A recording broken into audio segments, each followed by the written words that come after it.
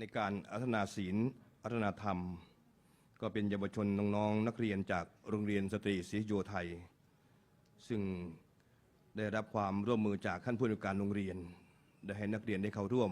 ในกิจกรรมเพื่อเห็นความสำคัญในประเพณีซึ่งถือว่าเป็นพุทธประเพณีที่งดงาม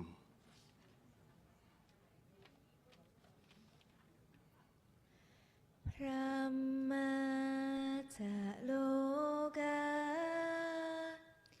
ทิปติสามปติกันอัญช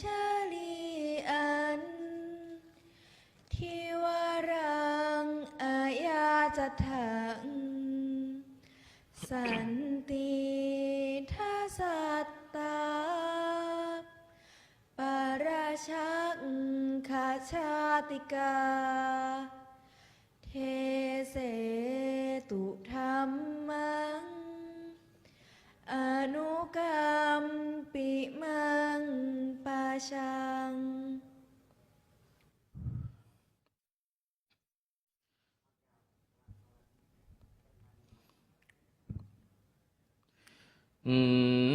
นะ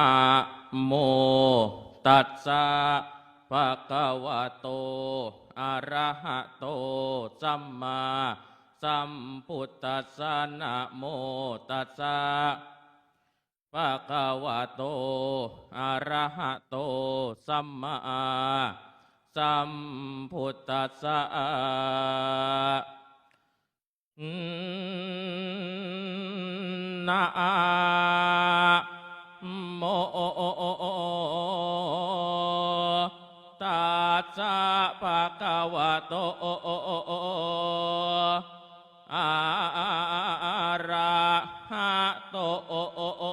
คะวะโตอะระหะโตสัมมาสัมพุทธัสสะชาลิโกมาโรปิโมดจาลินตาสารติเรคันธาวารังนิวาสาเปตวะจาตุตาสารตาสังัสสานิอากตามัคคะปิมุขะเนวะตาปะเปตวะตัสสมิงตัสสมิงพาเทเสสิหาพยัคฆาติปิทักขาทิโสอารักขังโสจังวิทาหิอาทินังสัทโธมหาโหสิติ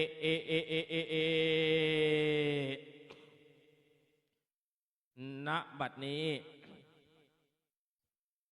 อาตมาภาพอยากได้แสดงพระธรรมเทศนามหาชาติเวสสันดรชาดกในการที่12คือการฉอกษัตริย์ในการที่วัดยานนาวา โดยการนำของพระเดชพระคุณหลวงพ่อพระธรรมวชิระโมลี ได้จัดงานแสดงพระธรรมเทศนา มหาชาติเวสสันดรชาดกสี่ภาค เพื่อเฉลิมพระเกียรติพระบาทสมเด็จพระเจ้าอยู่หัว สมเด็จพระนางเจ้าพระบรมราชินี และสมเด็จพระนางเจ้าสิริกิติ์พระบรมราชินีนาถพระบรมราชชนนีพันปีหลวง โดยในการฉลองกษัตริย์นี้อาตมาภาพก็จะได้แสดงเป็นทำนองภาษาใต้แต่ขออนุญาตโยมการพูดจาปราศัยขออนุญาตพูดเป็นภาษากลางเพราะอะไรเพราะว่าถ้าอาตมาภาพนั้นพูดเป็นภาษาใต้ทั้งหมดเกรงว่าญาติโยมนั้นจะไม่เข้าใจเมื่อสักครู่หนึ่งตั้งพิธีกรก็คือท่านอาจารย์ได้ตามว่าญาติโยมเดี๋ยวนี้ใกล้เป็นคนตายมั่งก็ไล่คนกันส่งเสียงการแสดงก่อนหน้าเป็นคนตายจริงๆโยมเดือนตอนนี้ปากตายเราก็โยนช่วงเดือน10โยมนะอาตมาปราบก็ไม่ได้ป่าต้มบาต้มล่ามากวากรอกแต่ว่าถ้าเคยอยากกินหรือว่ากินตึ้งบานเดือน10นี้ก็อย่าลืมโยมนะอย่าลืมไปส่งตายายอย่างให้ตายายกล่าวหรือว่าใกล้ไม่ได้ลบบานก็อย่าลืมโยมเพราะว่าการทำบุญทำได้ทุกทีถ้าอย่าโยมแลนั่งพี่โยมอย่าลบแลนั่งพี่นะจะเห็นได้ว่าพี่นั่งเตยเนี่ยมันแข็งโยมตอนเดียวหนึ่งลอกก็ตรงนี้แป๊บเดียวก็ไปลอกอีกทีหนึ่งลาวเพราะฉะนั้นตายายเราก็เหมือนโยมเราทำบุญจากกรุงเทพท่านก็ได้รับเหมือนกันโยมในการเจ้ากษัตริย์นี้คณะเจ้าภาพก็ไล่คนโยมนะไล่คนก็เป็นตอนว่าท่านอาจารย์พระครูปลัดวีรพัฒน์ปริมุตโตท่านอาจารย์พระครูวินัยตนจตุพลก้ามาจิ้นโตท่านทั้งสองก็เป็นผู้ช่วยเจ้าวาดวัดยานนาวาและก็ได้เจอเจ้าภาพตั้งหมดอาตมาภาพก็คิดว่าน่าจะเป็นลูกศิษย์ลูก5ของฐานรวมกันเป็นเจ้าภาพในการช่อกัดซัดนี้โยมเพราะฉะนั้นต่อไปอาตมาภาพก็จะได้ดำเนินเรื่องแสดงในการช่อกัดซัดเป็นตำนองภาษาใต้เริ่มตอนก็ต้องเล่สักนิดก่อนโยมนะ อาตมาภาพการแสดงพระธรรมเทศนาเทวัดยานนาวาแห่งนี้นั้นเป็นครั้งที่2โยมครั้งแรกนั้นเป็นวันอาทิตย์ที่29มกราคม2560ตอนนั้นมาตอนนั้นเทศ2ธรรมาสโยมเทศ2ธรรมาสจัดโดยสถานีโทรทัศน์พระพุทธศาสนาวัดยานนาวาตอนนั้นเทศเรื่องศีล5คุณค่าความเป็นมนุษย์โยมเทศ2ธรรมาสเทศ2ธรรมาสกับพระคุณเจ้าวัดยานนาวาโยมแต่ตอนนี้ท่านศึกหาลาเพศไปมาเจอกันเมื่อสักครู่ก็ได้ทักทายวันนี้ก็เป็นครั้งที่2โยมบังเอิญวันอาทิตย์ที่29เหมือนกันแต่หลังมา7 ปีโยมตอนนั้นเนี่ยพอเทศจบทางการอื่นการภาคเหนือการภาคอีสานเขาก็บอกว่าแลให้พรสักหน่อยอาตมาภาพก็ปฏิเสธบอกว่าไม่แลแต่วันนี้มาเทศมหาชาติโยมต้องแลเพราะว่าถ้าไม่แลไม่เป็นมหาชาติเจริญพรญาติโยมนาทุกคนมาสร้างกุศลฟังเทศนาวันนี้ตั้งใจมาวัดยานนาวาจะนายปัญญาฟังเรื่องเวทนาสันดรประเทศวันนี้ด้วยความตั้งใจเดินทางมาไกลประกาศคำสอนเผยแผ่ธรรมะของพระชินนวรอาตมาต้องจรจากผัดนาตาลุงหลวงพ่อเจ้าวาดหลวงพ่อเจ้าวาดพระธรรมวชิระโมลีหลวงพ่อเจ้าวาดท่านมีเมตตาตัวอาตมา อ๋อคนตายซาตู่โยมคนที่ไหนนี่คนที่ไหนคนสงขลาต่อมาโยปัตตาลุงโยมนะหลวงพ่อเจ้าวาดท่านมีเมตตาตัวอาจนาตัมมาตั้งใจไม้มวงเดินทางไร่ลอยโลจากปัตตาลุงมากรุงเทพกะไล่ลอยโลโยมนะด้วยความตั้งใจตัวอาจตัมมาเดินทางไร่ลอยโลมาถึงเมืองกรุงจากปัตนาตาลุงด้วยความตั้งใจญาติโยม ญาติโยมทุกคนให้ตั้งใจฟังเทศน์เป็นบุญพิเศษกุศลยิ่งใหญ่ตันวาวายจะได้ปอบประทิงอริยเมตไตรทำบุญเอาไว้เราได้พึ่งพิงคนเราเกิดมาสับสินเงินทองเก็บไว้เป็นกองมากมายหลายสิ่งเวลาเราตายเวลาเราตายตุกสิ่งน่าต้องทิ้งนี่เป็นความจริงไม่ติดตัวไปญาติโยมกิจทุก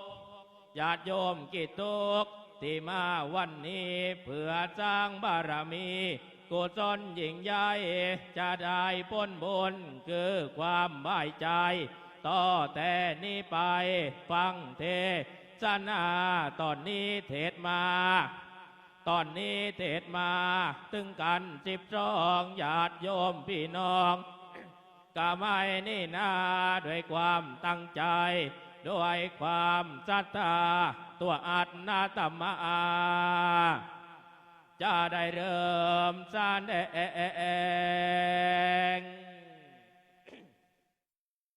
สำหรับเนื้อหาสาระในการโฉกกษัตริย์ก็ดำเนินมาถึงอยู่ตอนที่พระเจ้ากรุงสัญชัยจะยกทัพ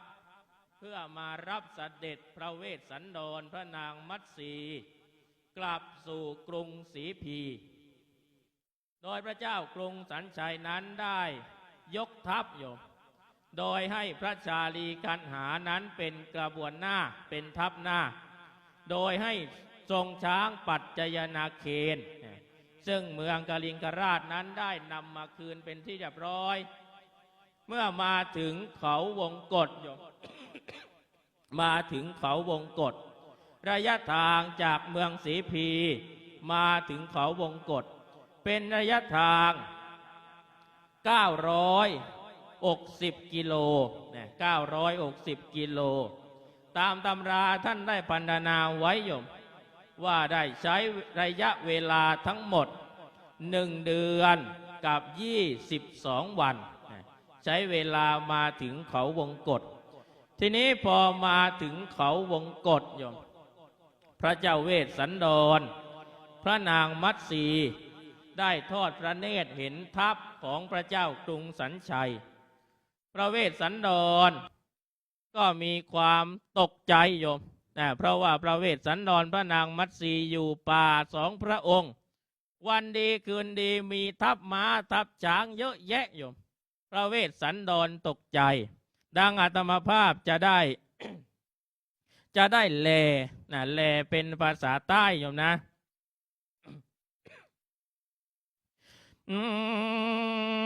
ชาลีกุมาโรปิแม่วางอัญชาลีสีสุริยราชวงศ์เมื่อดำเนินพางนจตุรงค์เป็นกระบวนหน้านำเสด็จสมเด็จพระอัยกามากฏตกรุงกษัตริย์อันเสวยสวรรยาธิปัตย์เป็นพระชาเจ้าพิชัยเชษฐ์เมื่อถึงหมดจรินทประเทศโปกรณีเจอง่ายยับยั้งปยุหโยติตั้งตำนักทัพรับเสด็จสมเด็จพระอัยกาแล้วง่ายตรวจตรากันทั้งขายจางมารายเป็นกันโกงพ้นต่างงานล้อมวงเป็นล้านเพื่อจะป้องกันทรัพย์ภัยมาเรือกจัดตุมอดแล้วง่ายพ้นราชรอดเรียบเรียงบายหน้าต่อพระพิชัยเชตุนดร สียงไทยรอดกดจัดแดนยากรนี้กาสานันสะเถือนสะทานถึงเกตกันกิริยาวงกอดมหาสัตโตส่วนสมเด็จพระยอดพระยุรยอดกัตติยวงศ์พระโสดทรงจันดับซับจำเนียงเสียงปีลึกลำกำปนาด สานุงพระไทยไว้วาดวาราชปาราปากจะรอยจะยอกมางานฮักจริงผีปอบรอบพระนครสีปีแล้วปีกาดกาสมเด็จพระบรมชนกาธิบดีไงดับจีบจึงยอกพลทางานเร็วรีบมาตามติดหวังจะประงานพรานประจนมาชีวิตอาตมังในครั้งนี้จึงพาพระเอกอัครมังเอตีจุนทรเทพกษัตริย์กาติยานาเรศเกินโจจิงก่อนประเทศหลักยอบพระองค์แล้วง่ายทอดพระเนตรโดนิกรจัตุรงราชเสนาในสถานที่นั้นแหละภิกขเวนุกราทรงโพธิ์ทรงศีลสังวรอินทรีย์สมเด็จพระมิงโมลีโลกุตมาภิเษกเอกอัครมกุฏวิสุทธิจันเป็ดพงจึงตรัสแก่พระยอดเยาวอนงองค์อัครเรศราชนารีว่านูก่อนเจ้าผู้ทรงที่ทุนทรลักษณะวิลาศเลิศนอนแน่ทิวแต้วตวนตรงเถิดที่กำปอนเสียงไทยรอดกอดจัดแรนยากรนี้กะกองเกือกปีเลือกละอานชาเตือนชาตานพระหิมมาวันเพียงจะพังพินาศโมปะหนพายุอาบาทกระบวนโพนนี้กระเกลื่อนกลนกราดพนาเวทโดดหนึ่งเกลื่อนในสมุทรกาณเรศไม่รู้กี่โกดมัดสีเอ่ยมัดสีเอ่ยเราตั้งจองในครั้งนี้กาโจดเสมอเหมือนมารึกขมาศอันโมปเนจรใจจะกาดจวนกันมากันกลางวางกายรายปอกไว้ตุกจองเมื่อเธอจะบองแบกออกและเห็นเล่าร้องเปล่าการในเหลือกสันเอาแต่ตัวพีแล้วก็ลายตอนตีไงลงลมรวมกันทิมแทงไงถึงชีวิตอันตรายออกเราตั้งจองในครั้งนี้กะมันไม่เหมือนจะนานเนื้อแท้มันมาตามตันจึงต้องเนรเทศให้นิราชนาคเรศมาอยู่พรายแล้วยังไม่ผ่อนภัยมงอรินทรราชเราตั้งจองในครั้งนี้ก็จะพินาศเสียเป็นมันคงในพนัสสะแนนดงนี้แล้วแลสมเด็จพระมัตสีทิวิสุทธิกษัตริย์รัตนราชกัญญา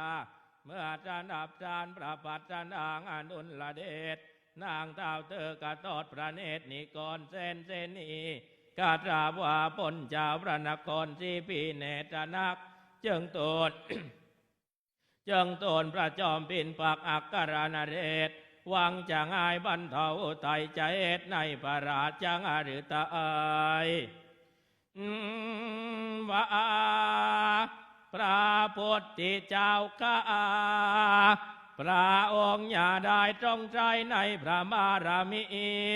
พระรอมกล่าวจะได้ตรัสแก่พระร้อยที่จันแปดโพธิญาณจากกามคนตรัสให้ผ่อนโอกากันนานจะตุราปเยตโจลิวาลัยนาคเรศรังอภายเทิงแม่นมาดว่าปัจจามิตรมูลใดจะประทุษรายอาจาพินาศจิบง่ายภายแพ้พระบารมี โดดดังอักขีงานหน่อยนิดนึงนานหรือจะเป้าพรานซึ่งบางอันพลนาทีทานในเอื้อแหงกาแท้สิ้นก็จะดับแสงให้เสื่อมสูญสิ้นดิที่เรื่องจำรูนระเรื่องร้อนพระองค์ก็ทรงพระคุณดังสิงกรเขาสิเนรุราชผู้ใดไกลหรือจังอาจในเองเอียนอันตรายได้จงดำรงพระทัยดำริกรเห็นจะตรมดังอุดมบังอัศนาพรไม่เพียนพิษอันสมเด็จพระบรมมาจุราริศประสิทธิประสาทจะรอยจะเป็นตาพระปิตุราชออกมารับเสด็จ ระบรมโนจันเบ็ดคืนสู่พระนครกลันเท้าเถิดจงจันดับกางายอาวรวางตะเวทจึงพาพระเอกอัครเรศราชกัญญาเสด็จคืนพระบรรณาชาลาทรงสถิตมีพระกมลลาสมาธิจิตไม่ได้กำปนาดโดดหนึ่งสุวรรณปฏิมามาตอันบุคคลล่อแล้วมาตั้งไว้ในหน้าพระอาตรมนั่นแหละเมื่อทัพของพระเจ้ากรุงสัญชัยพระนางผุดสดีจารีกันหาได้เสด็จไปถึงเขาวงกฏพระเวสสันดรพระนางมัตสีเมื่อได้เห็นทัพทั้งหมดก็เกิดความกลัว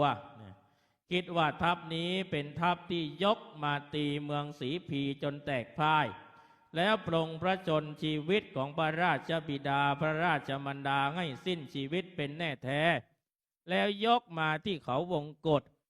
เพื่อที่จะประหารชีวิตกำจัดเรา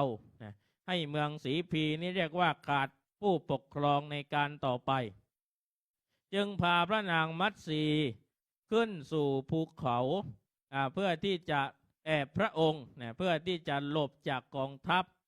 แต่พระนางมัตสีได้ตรวจดู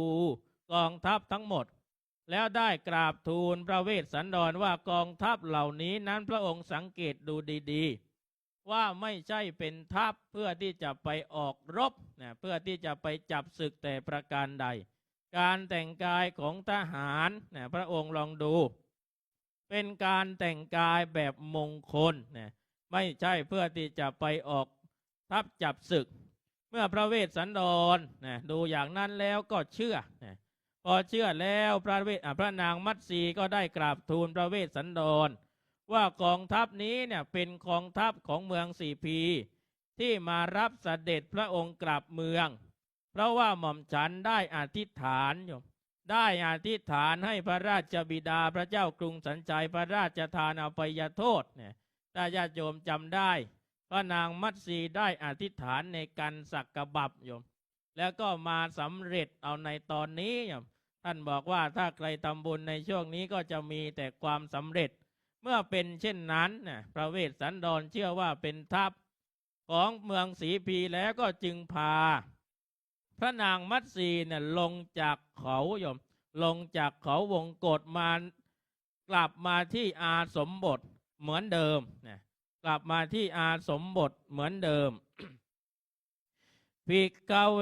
นุการะทรงโพธิทรงศีลสมาธิญาณส่วนสมเด็จพระจอมปอบปูปานพระนครศรีพีที่จันชัยนาราธิเบศรจึงตรัสแก่พระเอกอัครเรศราชเทพีปุตตานิงอดุลลักษณะวิราชว่าเราจะก้าวไปสู่ตำหนักพระโอรสาธิราชพร้อมกันอาจจะบังเกิดเจ้าแสนจันกำจดโรคด้วยอัญญมัญญวิโยคยายี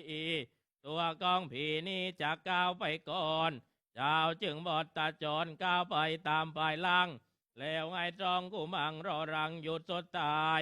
จึงคอยป้อนปลายก้าวกันไปเป็นลำดับแล้วเท้าเธอกะง่ายกลับทับประเทียบพลบายหน้าเกินพระนครมนกลสกลละอาณาเขตจึงจะเด็ดลงจากพระกาจาตเรศราชกุญจรจงพระภักปุริตาพรจะเวียงพระงังสาพระนมพระกรลีลาและวิลาศแวดล้อมด้วยมูภิกขุมาตโยนโดมโยรยาตยังประงาตรมจักยาทัตติเยตเพื่อจังอภิเทกรองกัตยาติเมตบรมวงศ์ให้เจือบพระเวยมาไงส่วนดำรงราชจังอาณาจักรเมื่อทอดพระเนตรเห็นพระลูกรักรวมพระทัยอันทรงพระพฤกษ์พรหมวิสัยงิสิเวทโดดองค์สมเด็จกมเลศอันลีลาศลงมาจากผีปอบสุตตวาสบวรวิมานพลางอาการกายจิตตวิเวกทรงจังวรสันเลกาสารกามกอบด้วยมารยาทสังเงียมงามเหงื่อนอริยพงศ์เมื่อทรงกษัตริย์ศรีสุริยวงศ์ทอดพระเนตร เห็นสมเด็จบรมนเรศราชมินดรกระทำปัจจุกรรมนาการจุลิกรกราบลงกับความประมาทเท้าเธอก็ยกประงัดประมาทเนื้อปืนประกาน้องตรองกระจัดตราแล้วสวมสอดพระจอยสุนิจาสีสุริโยรสพระตับแต่พระอุราราตอดตอนพระอฤทัยพระจมผิดพระเกศจุไรรำพันพิลาภพระงัดสุจนนี้กามาไลงาพระปักตราจึงตรัสว่าโออานิจจะเจ้าพ่อยพระไรเลยจังมาตอกยากไม่ก่อนเลยจะเสวยทุกลำบากถึงเพียงนี้กาดจีโวกุจลังปุตตาพระลูกยังคอยเสวยสุขนิราชโรกันตารายต่างเลือบยงรินรายไม่มาราวีเลี้ยงพระชนจีบจานดวกดีอยู่ดอกหรือพระลูกแก้วต่างเล่าตีกาจาดไม่มีวิแววมาเบียดเบียนนายหิมเวทนี้ก็ย่อมมาเกียนไปด้วยพระราชตุมาต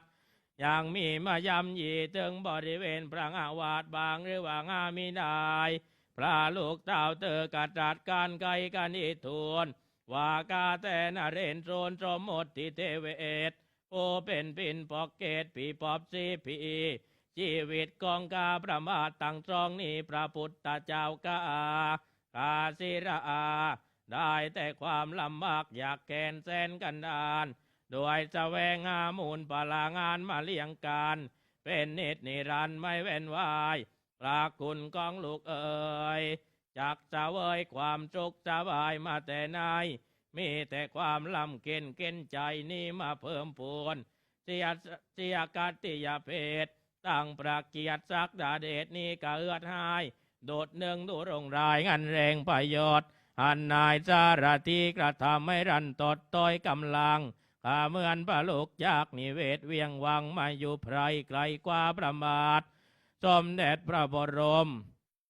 จะนอกนาถราชมันดา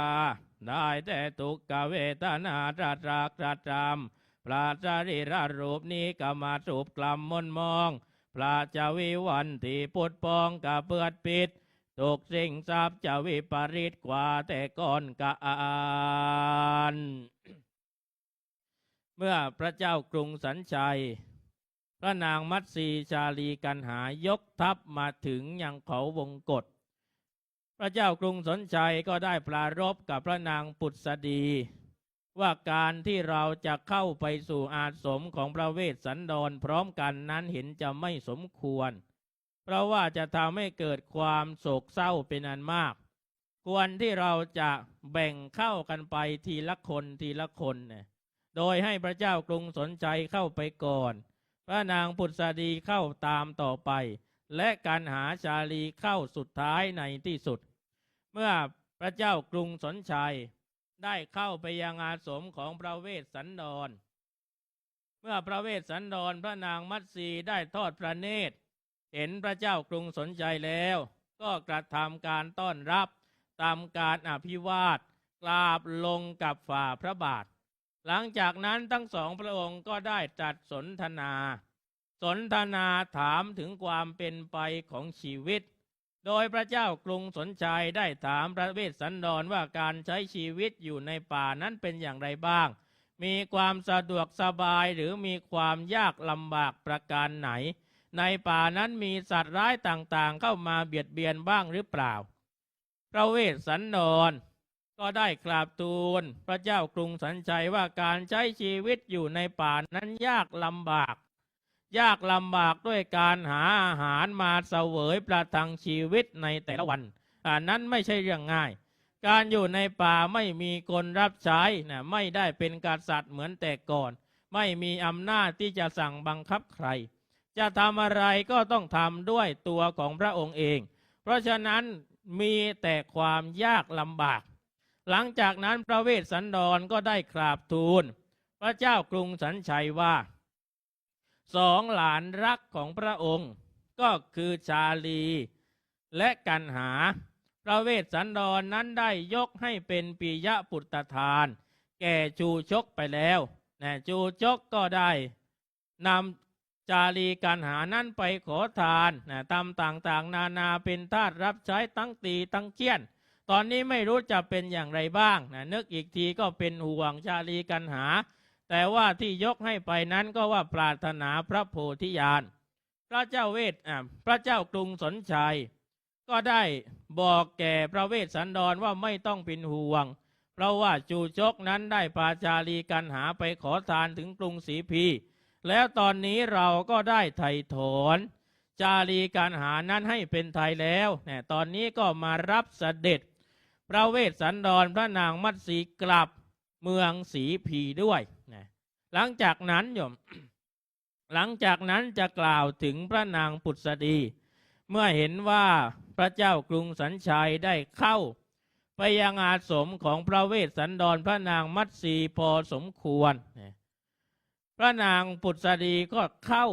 ไปสู่อาสมของพระเวสสันดรต่อไปจะเป็นแลโยมก็เรียกว่าแลหกกษัตริย์สลบภิกขเวโนการะทรงผู้ทรงศีลสังวรอินทรีย์เมื่อจองกษัตริย์สัตว์สนทนาในพระราชปฏิจันทานกานานันสมเด็จพระพุทธนีจีวิมลมานมากุฏตั้งอนงจึงทรงดำริว่าปานจานีจองกษัตริย์จากเสื่อมโศกีกรรมจดโศกจึงทุกวิโยกอันรุมร้อนหัวหน้าตมาจะบทตาจรทรงอาสมบทนางเท้าเธอกาจันเด็ดด้วยดิเรกยอดกัตติเยตแวดล้อมด้วยแสนเจ้าสุภลักษณ์นาเรศราชกำนานจันเด็ดถึงกอบขันกัตติยาวาดตอดจะลองประมาทบทจรลีกาชวนจองกาจัดตอดพระเนตรเห็นพระพุทธนิราชมันดากาจาเนตออกกระทำปัจจุกรรมนาน้อมประเกตตาวายตดสนักบทวเรศราชชนนานี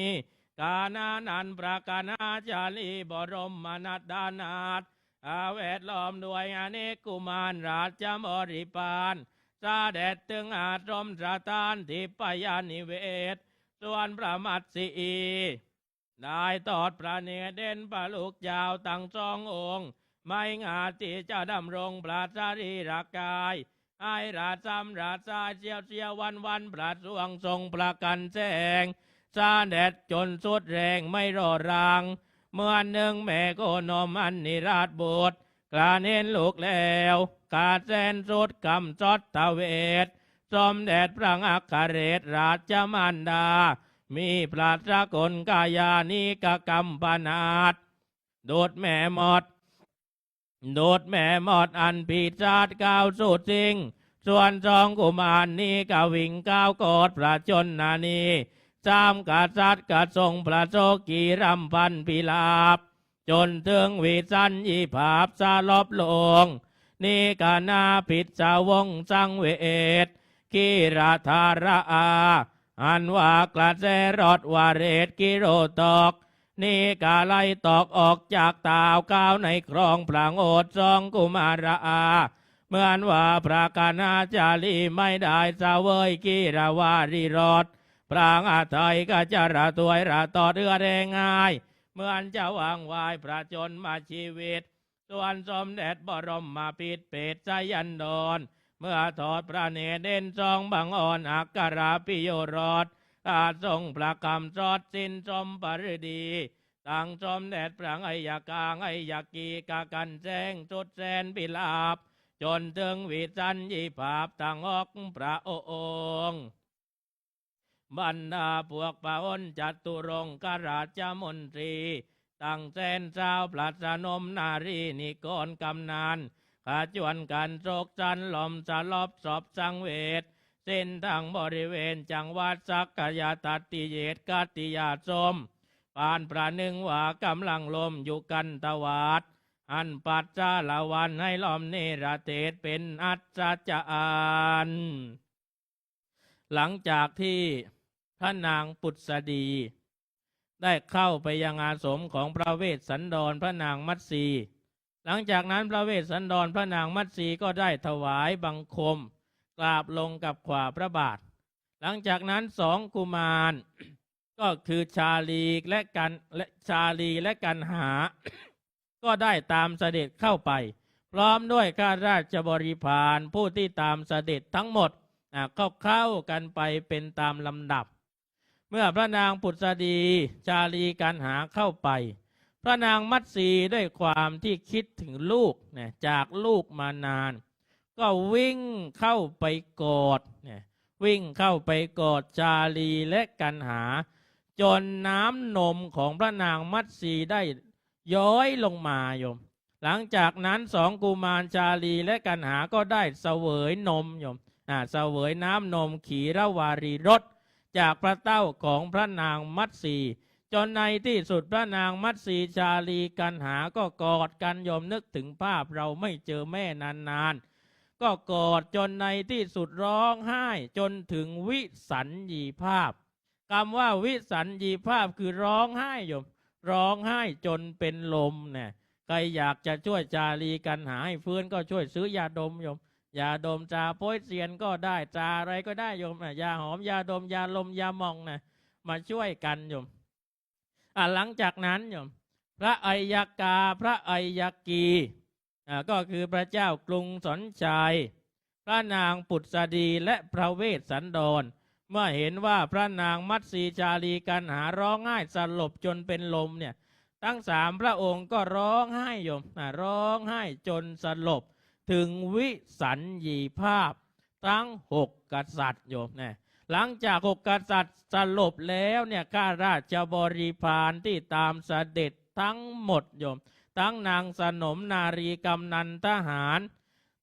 ม้าทหารช้างทั้งหมดก็ได้สลบโยมถึงวิสัญญีภาพทั้งหมดตอนนี้ทุกคนสลบหมดแล้วโยม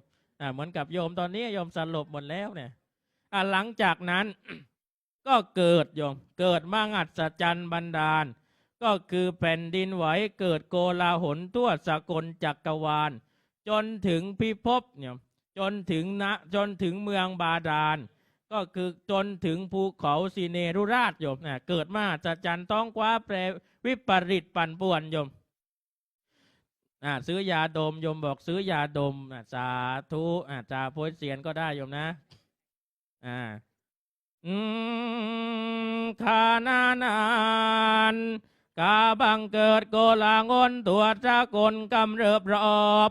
จะเตือนจะทานถึงเกตขอบจักรวาลเพื่อนผารุตาทานนี้กามากรรมปนาดตาลอดถึงผีปอบจุดตาวาดอันสูงสุดสาคาโรตั้งปลามางาจาก่อนสามดนี้กะติของน้องระลอกกล้าตอบกล้าต่างฟังกล้าจอกจัดจานสีเนรูปปตาราชาตั้งกุลเก้าพระหิมมาผ่านรัตพันตาสีเนรุราชการน้อมยอดอย่างจังอาภิวาทพระมารามิสักโกเทวราชาส่วนสมเด็จพระวชิราภานีมกุฏตเทเวศจงพระงาวัจนาการกาสาเวทเองมางัจจันจึงบรรดานาคนโบกราวัดสันวัดสิกาธาราให้ตกลงในที่จุมนุมกัตติยาวงศาตั้งอกกัดจัดกาก้อยบันเทาที่ตุกโตมานัดจุมเจือนต่างก็ได้คืนสะสมปรดีปอนจากวิสัญญีภาพนั้นแหละภิกขเวดูกระทรงผู้เห็นภัยในวัฏสงสารเมื่อมางัจจันบันดาลบังเกิดจลาจรตัวจะคนโลกตาดต่างอาคนโบกราภิดุลชาตกลงพระพรหมในตำแหน่งกัตติยาสมาคมควรจะปรีนาตุกมูมวดมุกกยามาตยาติจาจาดเสนาพฤกษามาตราชกวีอีกตั้งปราชนมนารีนิกรอนงตั้งพวกปะหนจัตุรงประจากรเกิดโลมาจาดสยศสยองแสดงพระเนตรต่างกระจวนกันน้อมประเกตกราบบังคมทูลวากา แต่นเรนทรูนสมมติเทวราชจงทรงพระกรุณาโปรดอดโทษที่ประมาทแต่ลังมาก็เจิญเสด็จละตุลีลาพานวดปลาย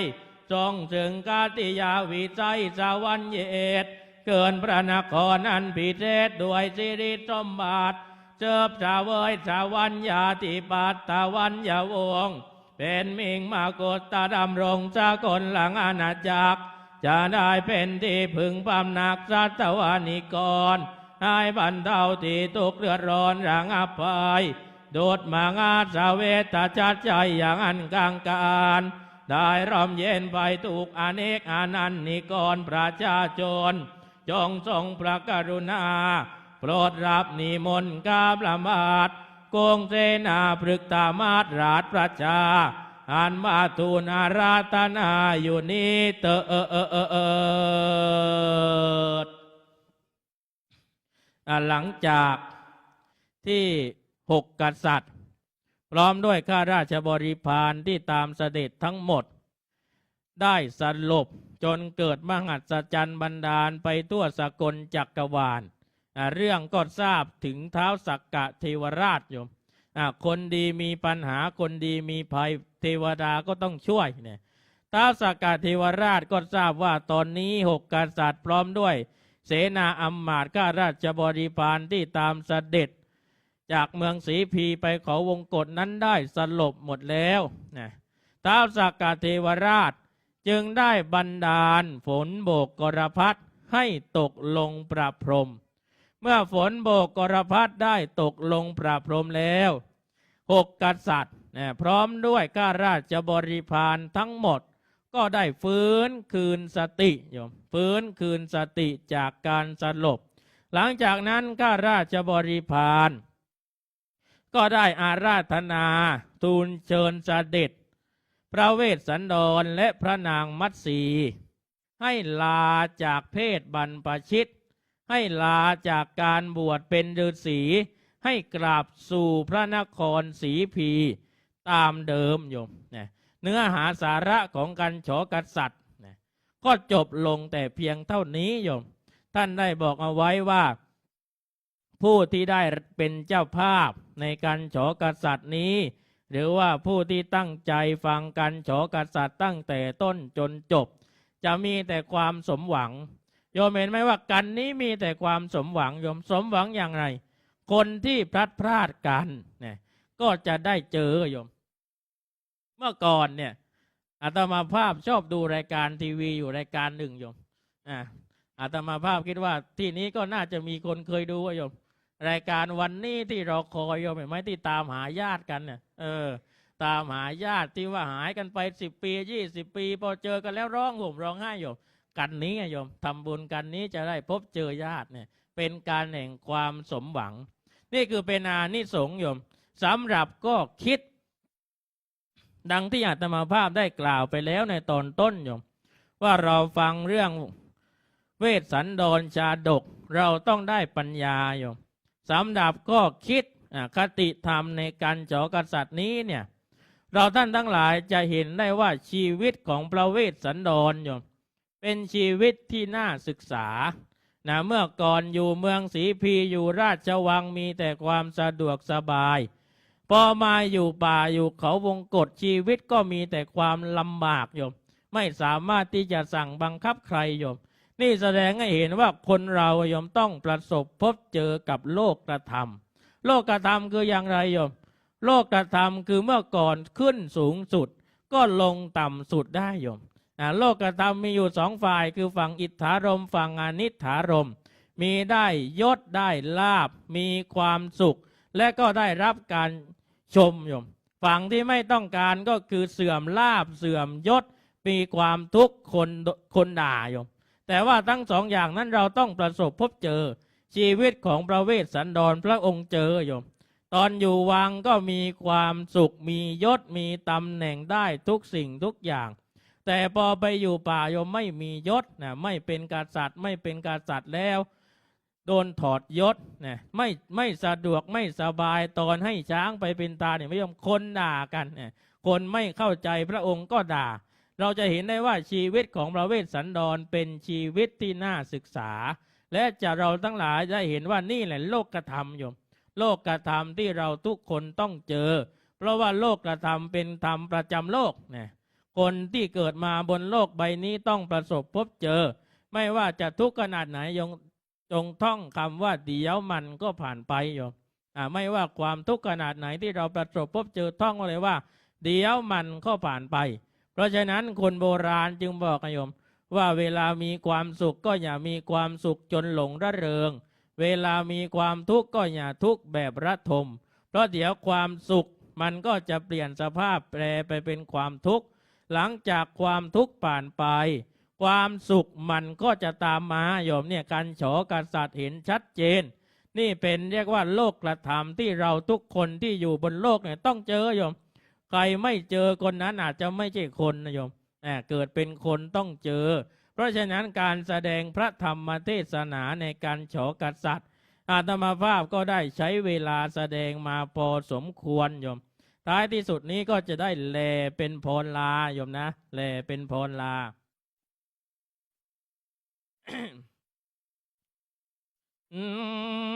ราตตานัตนาตายา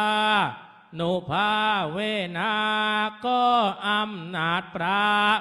ปกป้องน้องพี่ตุกโศกโรคไปอย่าได้ราวีความสุขมากมีไม่มีมนมองกิจไรใดนั้นเหมือนที่ฐานปัญนาให้มีเงินตราเก็บเป็นกองมีจับสมบัติตั้งเงินตั้งทองให้ญาติพี่น้องรักษามักกีสุขภาพแข็งแรงห่างไกลโรคไปจะเดินทางไปไหนให้ปลอดภัยนาทุกทีมีลูกมีหลานก็ให้เป็นคนดีได้ทำหน้าที่เป็นเจ้าคนนายคนข้อนี้สำคัญโยมคนที่มีลูกก็ปรารถนาต้องการให้ลูกเป็นคนดีข้อนี้สำคัญใครที่ฟังไม่รู้เรื่องก็สะกิดคนข้างๆโยมคนที่เป็นคนใต้นะบอกว่าแปลให้ฟังหน่อยว่าพระเลให้พรว่าอย่างไรนะพระมาจากพัทลุงโยมลืมถามว่าใครเคยไปจังหวัดพัทลุงแล้วบ้างโยมเคยไปยังสำหรับคนที่ยังไม่เคยไปโยมถ้าตัวไม่ได้ไปก็ลองฝากธนบัตรไปดูโยมนะถ้าตัวยังไม่เคยไปก็ลองโยมลองให้ธนบัตรไปเที่ยวก่อนแล้ววันหลังเรามีโอกาสเราค่อยไปโยมนะสุขภาพแข็งแรงห่างไกลโรคไปจะเดินทางไปไหนให้ปลอดภัยหน้าทุกทีมีลูกมีหลานก็ให้เป็นคนดีได้ทำหน้าที่เป็นเจ้าคนนายคนฟังเทศน์มางาจาดวัดยานนาวาญาติโยมนาที่มาได้จ้างกุศลทำบุญทำทานวันนี้นาทุกคนให้ได้ยินยนต์มักบนนานิพพานสุขภาพจิตดีไม่มีความทุกข์มีแต่ความสุขอายุยืนนานทำธุรกิจไรให้มีกำไรตุกกิจนาจากการมีบริวารลูกน้องกองใจก็ง่ายลาบยอดก็ง่ายลาบยอดปรากฏนาแก่ทานมีทุกข์จำรานไม่ทุกข์เรื่องร้ายให้มีคนรักให้มีคนรักไม่ว่าไปหน้าที่ใดก็ให้รวยตั้งใจกันไปหน้าทุกคนเทศมาจนจบกรอบตามหน้ากำพีต้องลาน้องพีปลอมดหน้าเวลาถ้ามีโอกาสปอบกันหน้าปีหน้าตาวัดยานนาวาท่านนี้นิมนต์ก็จบกำบนเอาไว้หน้าเต่านี้ให้โยมโชคดีกันไปหน้าทุกคนอย่าได้ละเลยเรื่องการหน้ากุศลให้โยมทุกคนมีแต่ความสุขกาย มีแต่ความสบายใจ